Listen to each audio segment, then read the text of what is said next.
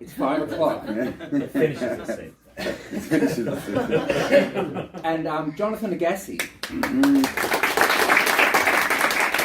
Well, I think you all know that the reason he's in London is for his film called Jonathan Agassi Saved My Life. Someone was unaware of the film entirely.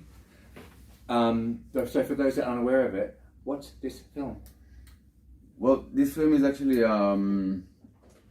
it's a documentary.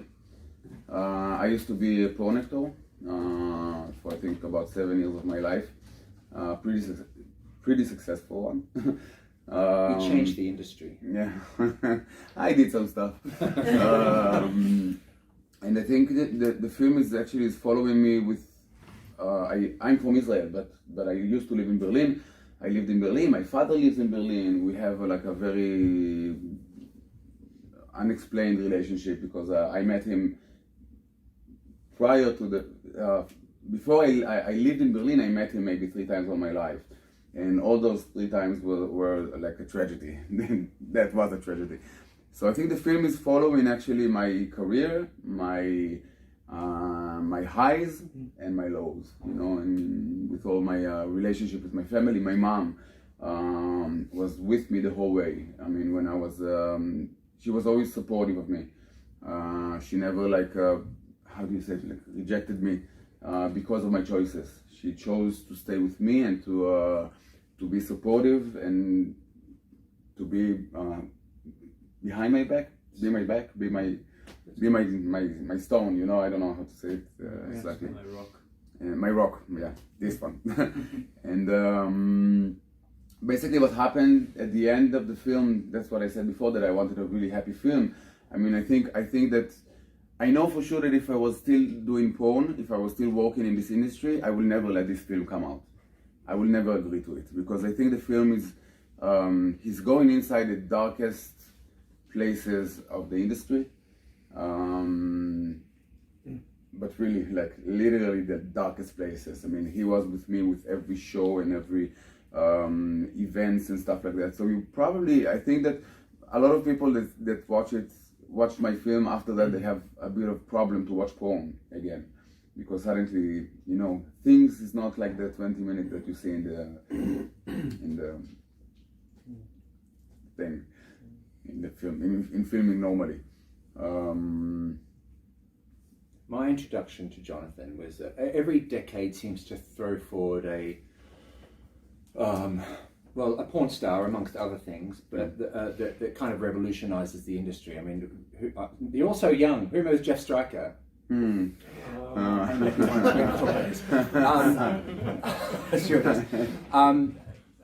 don't want to say his name, but there was another one for the decade after that. I know you mean. Yeah, okay. Say his name. I'm sure. Okay. And then there was Jonathan Agassi, and he brought a kink, a queerness, an authenticity, a lack of performance, and a challenge. You challenged the people you worked with, you challenged the viewers, which is you. Yeah. And I think that's why it makes such a good film. The film for me is an indictment of modern gay sex and times, because it's got a really harsh one that we don't really want to look at. But there's a lot of people I work with in the room that know we have to look at this stuff. Yes. Your film really does that. So it does cover child sexual abuse, and it, for the viewer, it shows how that manifests into adulthood. Yes, exactly. This is what I was trying to say before, that when I talked about my father and everything, so I had when I was 12, I went. I have a big brother, and he had a bar mitzvah. He was 13 years old, and he got as a present to go to Germany to meet my father, to meet our father. And I really wanted to go in with him, and I was 12, less than 12. And my father just hooked us up with this woman, like she was, I think, 40 something, and was just wanted us to have sex with her, you know. So I mean, I was of course always gay, so nothing could have happened, but always very sexually curious anyway. Yes, that was my first sexual experience, was one of them. Yeah. So I think that what you said, that this is something we talked before, that this is something that I really realized the last year. My openness with sex, the fact that I was always very exhibitionist, you know, I was always showing my dick, and I was taking I was on a cover of this gay magazine when I was 18 years old, and I was with my dick out and everything, and people never understood. I never understood where did it come from, because my mom, she's very not sexual. My sister, I have a sister that is, I think she was a virgin, I think till she was 25. My brother has a lot of complicated things in his head with women, because his first sexual experience was with this 40 years old woman that was actually forcing him to have sex with her. So this year, the last year since this film came out, and I'm talking to so many people, and so many people asking me questions or saying their opinion, I really realized that something with my this agenda, with this sex, with open sex and kink sex and everything, and to explore my limits, was actually started from this point when I was 11, you know. So that's a very epiphany, you said? This is a very strong epiphany to... In layman's terms, and tell me to stop if I go anywhere, but if when a person is introduced to sex before we are ready to manage it, it feels wrong. There's something organic, almost genetically inside that kind of goes this... essentially, someone is saying to you, what we're going to do now, child, is fuck up your relationship to sex and intimacy and trust for the rest of your life in a really complicated way. Definitely. And rather than saying that, they just do it. And so the child then becomes very distrusting, particularly in sexual, but also challenges, wants to see where it is safe. So the child will grow up and go, can I trust you? Here's my sex on a platter. Can I trust you? Can I? Will you reject it? Oh, no, you don't? Okay. And then the next one, can I trust you? Is there anyone in the room that I can throw my sex in front of and you will say, no, I respect you as a whole human being. I think that the sex you're putting in front of me is born of something complicated. I'm going to say no. But many people who are abused, Marilyn Monroe was one of them, and made herself very sexually available to the whole world. Yeah. And rarely find someone that rejects them. For me, it was the same, because when I, Jonathan Agassi is not my real name, and my name is Jonathan, but I was born as Langer. But when I created this image, this Jonathan Agassi, it was really a different person from what I was. When I was 23, I was a makeup artist and a hairstylist, and when I was 24, I was the porn star of the whole gay community. Like everybody, that was my power, and I think it's exactly how you said it, like that. I said that it's not enough from one person, it's not enough for two person. I want to rule the world now with my sex, with my dick, with my things that I know how to do. And 90% of the things, the kinky stuff and the hard stuff that I did in porn, was the first time that I did it, it was in front of a camera. I was just like testing my limits and testing my limits and testing my limits. And at the end, it really, I mean, I think today, this is a bit sensitive for me.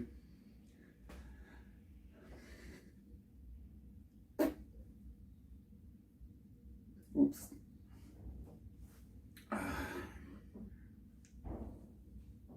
One second. Just breathe. In the last, I think, 3 years, I don't have sex.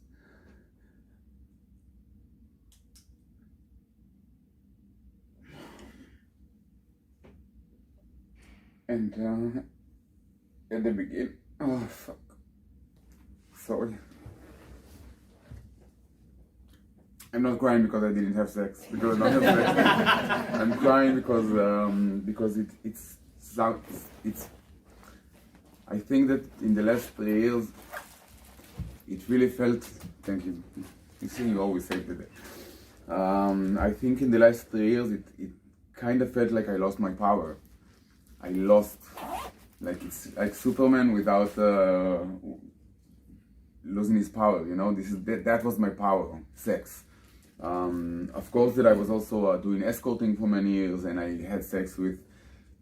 I cannot even count how many tens of thousands of men that I've been with, and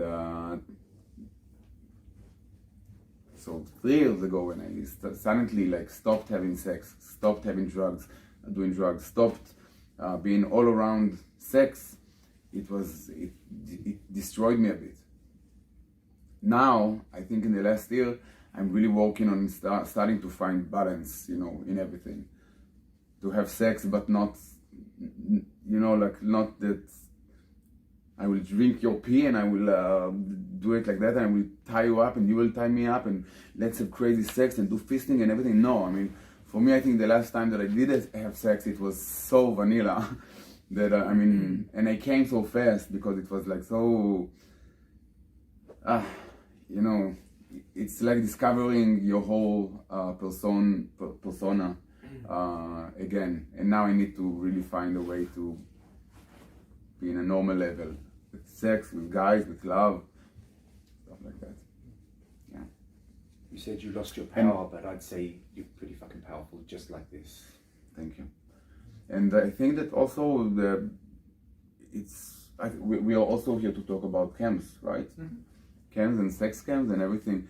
So it's really hard to go back and having sex without drugs. Mm. It's really hard when it's yeah. You go a bit. It's been 8 years for me. Yeah. Since I had sex. Yeah. Since you had sex. Yeah, same thing. Yeah. And it's something about touch.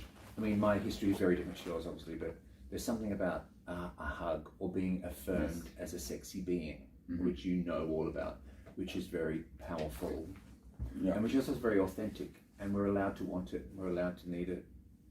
And we're doing an event here in London next week about sober sex because there is such a growing community of gay men in this town and in other cities that just can't do it anymore.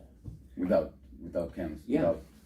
And many of them might choose to stop doing cams, and they might be really successful at achieving that, but they're no closer to having sex. And some of them we introduce them to psychosexual therapists, and they can spend 9 months in therapy and then come out the other end and really understand why they can't have sex, but they're no closer to doing it.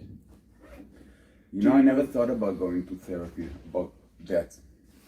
About having sex again in a clean way. You haven't thought about it? I didn't think about going to therapy.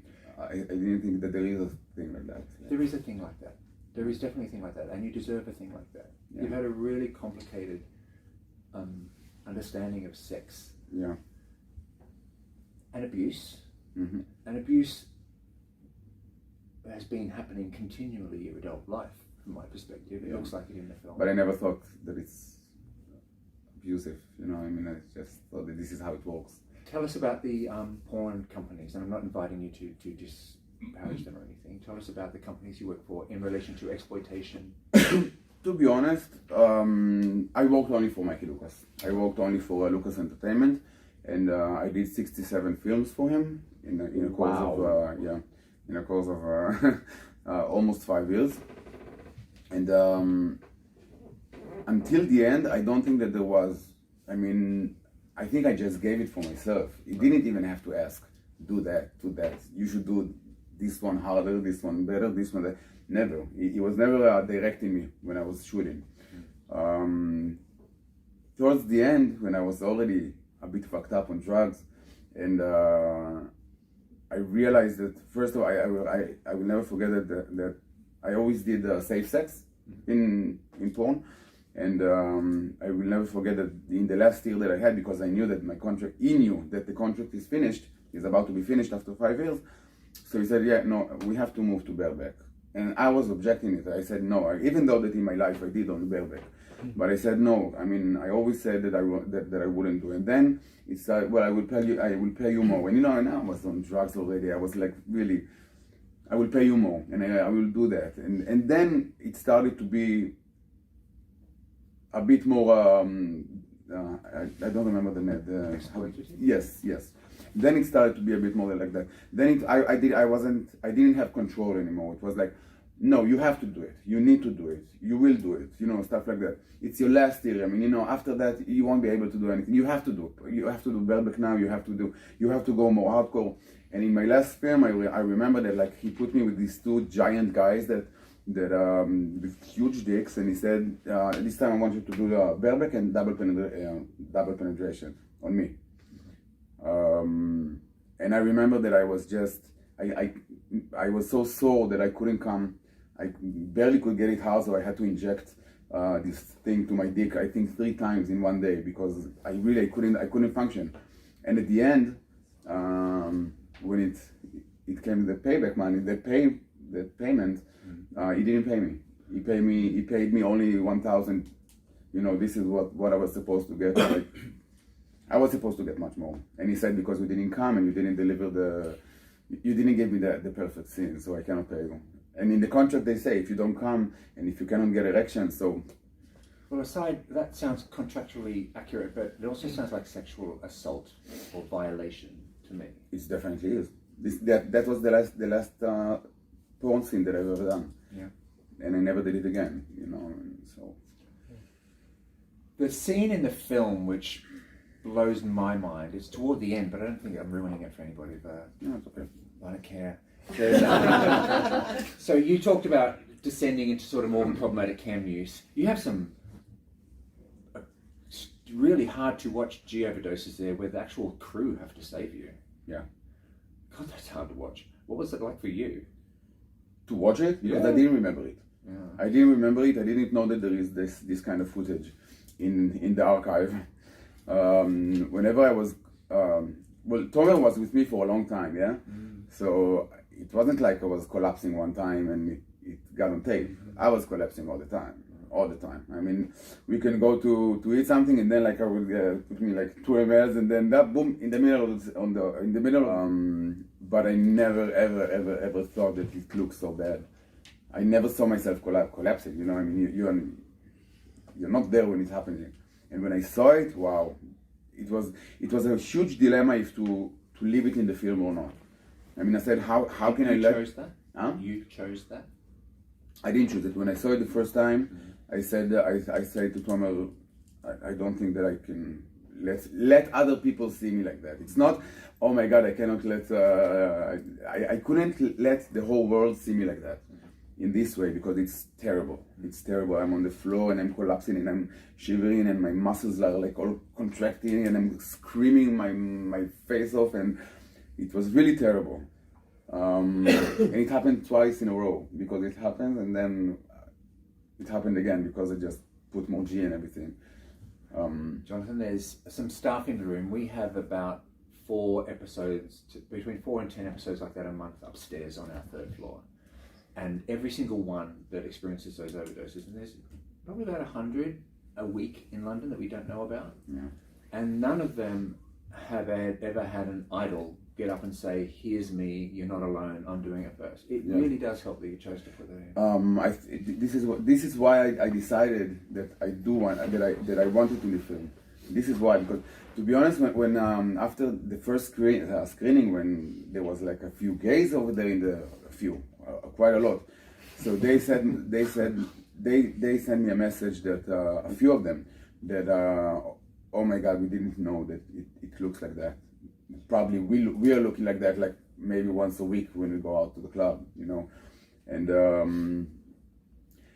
it's a mirror, you know. It's like to put a mirror in front of your face. It doesn't matter if it's you or him or her or anything.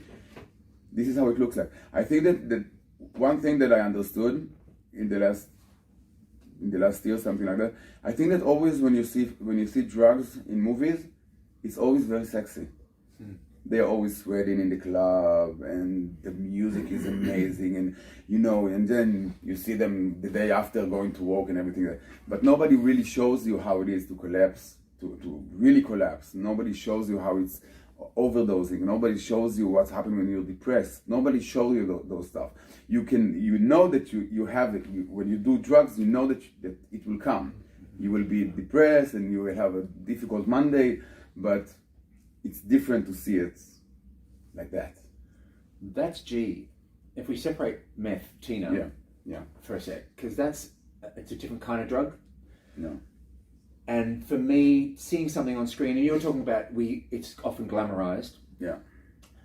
There's a scene in the film towards the end, which is for me, one of the most important moments in cinematic history. And you're smoking a pipe out the back of, I think it's Hustler Ball or something. Yeah. And they're saying, get on stage, we need you to perform, we need you to perform. And you're fucked. Oh. And it looked to me again like assault, again. Go and do sex. But this is what I came there for. You know, this is what I came there for back then. Yeah, I know. That was the job. I kind of tricked my mind to say, you know what, the Tina, crystal meth helps me to do the job better. So Jonathan, if I'm in a sauna and I'm too fucking high, is it okay for everyone to fuck me because I'm in a sauna? No. No. Definitely no. You went on stage and you're fucked. Yeah. You were high. Yeah.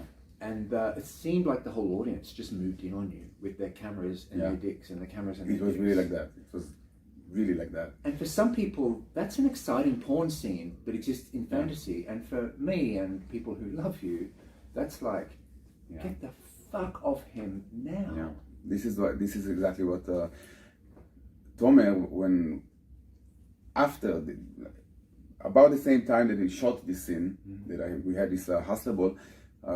He told me, I don't know how you managed to do it, because it's not people that you like, it's not people that you know, it's not people, it's your fans, it's people that you probably will never, you will never like meet them or be into them or something like that, and they just sit and be like, there was one guy that, and I saw the full scene, there was one guy that was this, I was like sitting down on like half stage, something like that, and I was sitting down and in the full scene, you don't see it in the film, in the full whatever Tomer shot, you can see that I'm sitting down like that and I'm like playing it sexy and stuff, and then you can see that he came on me, like he just came on me.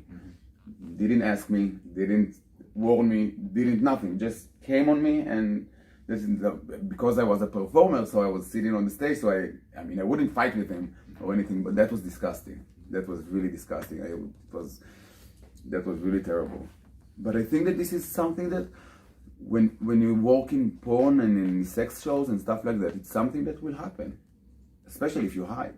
I mean, and you're not really in control, and you're not really 100% sure that this is how you want this night to look. But those were choices that I made that I don't think that I was, if I was sober, I would never do that kind of thing. For me to go on stage now and show my dick, I mean, it's something that, oh my God. There was something missing in your growing up years and in your early adulthood years. Okay, obviously there was assault within your family and that, but there was also a lack of dialogue around consent in your gay community as a young gay man about what is sexy and what isn't, about the role that sex can play in life, about an understanding of what grooming is, and about an understanding of what child sexual experiences can do to you. You didn't get that. It's not your fault. It's not fair. Yeah. But I mean, I remember when I was 16 or something like that, 16 and 17, I remember that there was a sauna in Tel Aviv, like a very old sauna. And I remember that as children, teenagers, me and another two friends of mine, we used to go every Friday. We used to go over there, and not to fuck, really not to fuck. But I think every weekend there was something that was like, how do you say it when someone is putting himself on you? Like, I mean, with strength, like forcing you to do something. Right. Almost every week there was something like that, some experience with someone older, someone that. So I think that me and all my friends, this is how the gay sex life of ours, this is how it started. Even if you go to a club and everybody's fucking in the toilet and everybody, so it is something that our community owns. There's nothing to do about it. We are all men, and we love sex, and we love camps, and we love it together. Used to love it together. So it's kind of on the scale. It's like it's not balanced, but it was always like that, I think. So I don't know what you can do to fix it. I don't know what you can do to fix it in a person's mind. To tell me now to do something that I could have done different, or What I wish would be that when you were at school, when they were teaching sex education, that there was also... I never no. In Tel Aviv? Yeah, maybe today there is, but Okay. in my days... Well, see, a lot of us in the room missed out on that. Yeah. And even today's kids might be getting it, but the sex education they're getting is about pregnancy, maybe about HIV and AIDS or STIs, but it's not about the role, the role sex might play when you're a 17-year-old, when something might feel good, but it's not good, and how to understand that and how to communicate that to someone else. Yeah. How the fact that if you're walking around with your shirt off in a gay nightclub, does that mean that everyone there can tweak on or come in your face? Yeah. I remember that one time in I think it was in London that I was famous over here and everything, and I was one time I went with a kilt, and of course I did it the way you should, no underwear.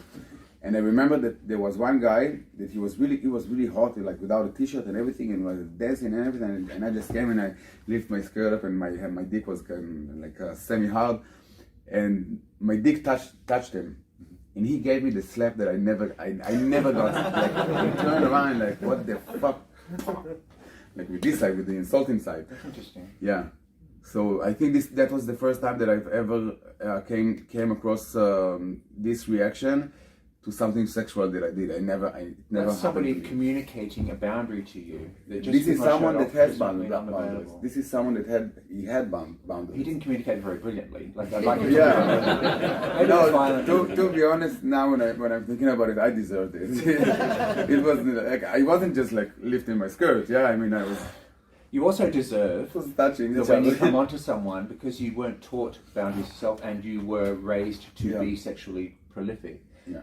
It would be nice if you'd been taught that, and other people could be taught that this is why you're doing it, have understanding for it, and communicate it to you in a nice way. But you know that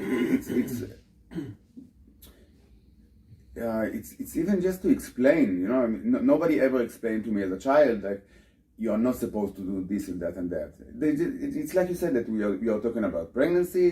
Me and my mom, we talked about gay or straight or stuff like that, and but nobody ever tells you what's the limits of where you can go. Incest. Sometimes when they do, they're like religious or ancient art, cultural. Yeah, but then so but then it's reinvented. Yeah, but this is like you need to also stay on the ground, and things happen. You know, I mean, religious people can tell you don't do sex, don't ever put a cock in your mouth, don't eat ass, and stuff like that. Hey. Well, Jonathan, we're getting older. Yeah. And it's our job, because remember, there's a generation who died of AIDS, so it's our job to kind of teach the youth these things, because they're not being taught in schools. God knows their mums and dads are not going to teach them. It relies on the gay elders. I think this is something that you do very well in your Facebook. I always follow and I see all those talks that you do and everything. And this is really something that get into minds of people. We didn't have it. I'm sure that you didn't have it also. I mean, so it is going public now. People start to understand that there should be some teaching. Your film does this. And my film does it, but in a different way. Very aggressively, very Jonathan Agassi, very in your face. Very in your face, but it does it. So it needs it. Sometimes you can have a nice chat with someone about consent, and they can give you the answer that, and that we make these things up as we go. But sometimes you need to, if you don't have those conversations, look what the fuck happens. Yeah. And your film does that. I definitely think so. I'm doing a lot of lectures in the. I'm forgetting words today. In this, like, how do you say it? Do you mean the gay center? No. Yeah, also in the gay center, not in schools. What's it called? Because I've been there. That big gay place in the center of the park. Yeah, Gan Meir.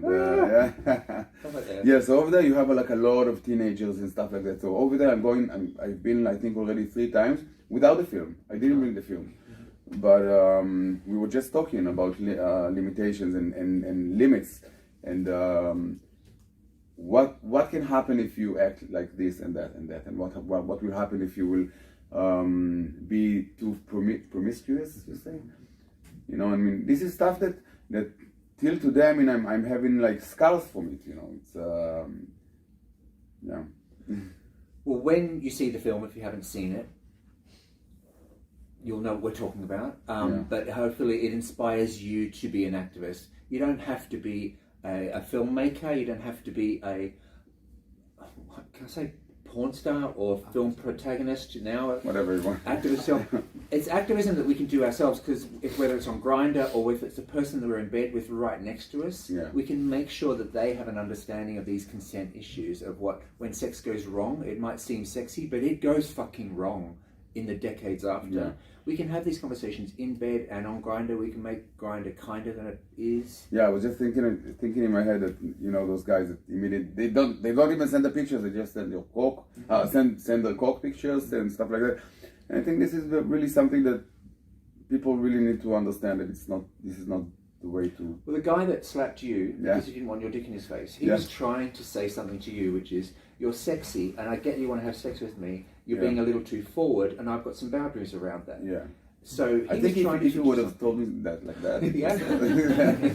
But this is what you and me can do now, and it's what we can all do with the people in bed with us and with the people on Grindr, and it's not just something we should be doing. It's really important. Yeah. Because there's too many people like you and me, Jonathan, who are getting fucked up. Yeah. And becoming kind of fucked up adults with fucked up relationships to sex and inabilities to form relationships, struggling with intimacy and complicated family relationships.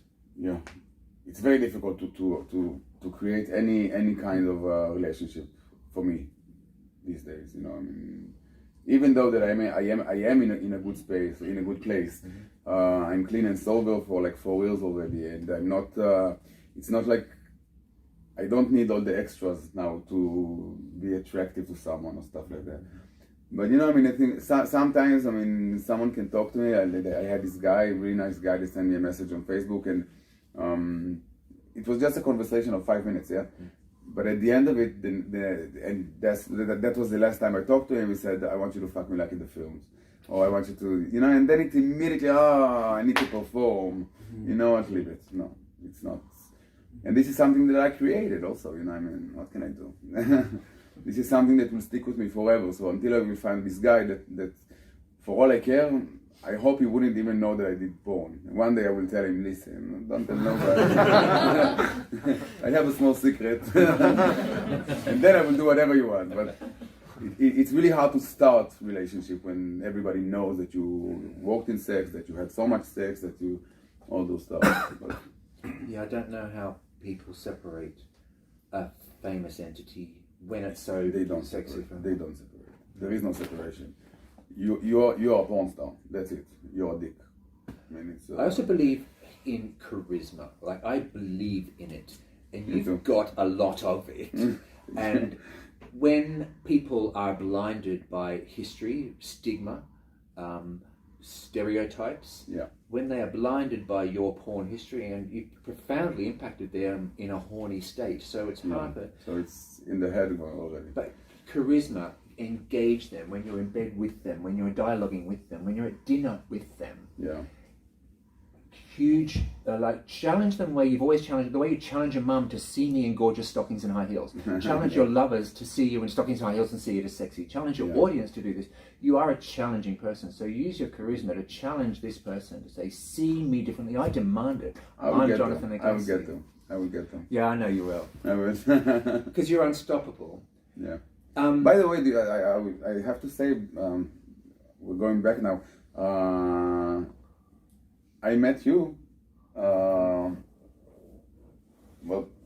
David helped me to recover actually from GHB. I was addicted to GHB for a long time, and David really helped me to do that. And you know what? I think that, you know, we didn't meet many times. We met, I think, 3 or 4 times, something like that. You talked about charisma. This is why it's and your charisma with doing that. I will never forget that when we had this talk in this office, and then you explained to me how to quit it, how to stop slowly. I remember everything.